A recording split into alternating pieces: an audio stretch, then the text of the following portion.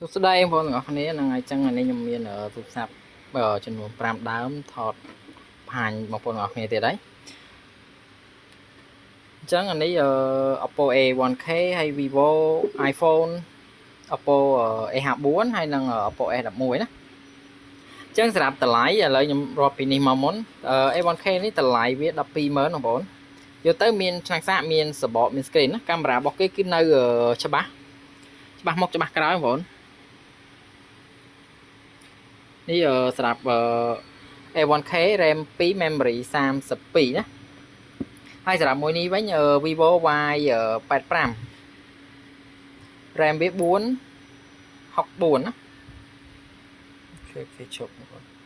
នេះបងប្អូនអញ្ចឹង RAM 464កាមេរ៉ារបស់គេក៏នៅច្បាស់ដែរ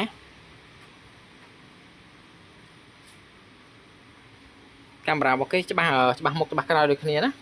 អញ្ចឹងតម្លៃវា120,000ដូចគ្នាណាហើយនេះ7 Plus បងប្អូន32G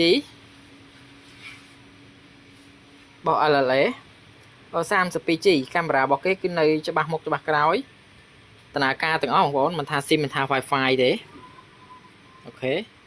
អញ្ចឹងកាមេរ៉ារបស់គេគឺនៅច្បាស់ណាអញ្ចឹងតម្លៃវា22,000មានហង្សាមានសបកមាន screen ដូចគ្នាហើយមួយនេះ Oppo A54 តម្លៃវា21,000ដាច់ថ្លៃមានឆ្នាំងសាកមានសបកមាន screen កាមេរ៉ាច្បាស់មុខច្បាស់ក្រោយបងប្អូនអូខេអញ្ចឹងសម្រាប់កាមេរ៉ាគេគឺច្បាស់ណាអូខេឥឡូវខ្ញុំបង្ហាញ RAM ឲ្យបងប្អូនទាំងអស់គ្នាមើល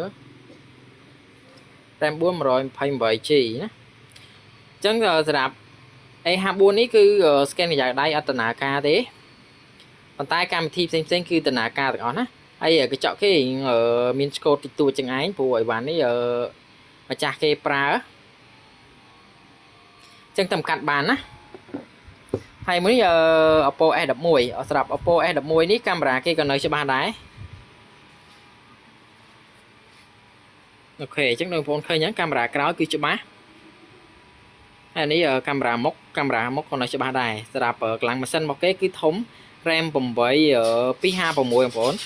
នេះ RAM 8 256G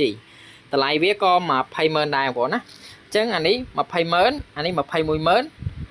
អានេះ22,000អានេះ12ណាអញ្ចឹងបងប្អូនត្រូវការអាចតំណតំណងមកអញ្ចឹងតម្លៃដែលខ្ញុំនិយាយនេះបងប្អូនយកទៅមានសបកមាន screen មានឆ្នាំងសាកប៉ុន្តែ Vivo នេះគឺអត់មានសបកទេដោយសារខ្ញុំរកអត់មាន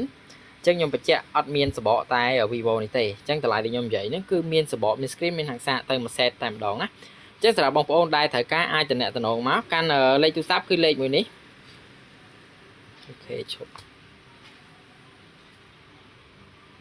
នេះសម្រាប់លេខទូរស័ព្ទរបស់ហាងអញ្ចឹងបងប្អូនអាចតំណងមកតាមលេខទូរស័ព្ទមួយហ្នឹងមកអូខេអញ្ចឹងសម្រាប់ព័ត៌មានលម្អិតបងប្អូនអាចឆាតមកក៏បានដែរអញ្ចឹងយើងជួបគ្នានៅវីដេអូក្រោយទៀតណា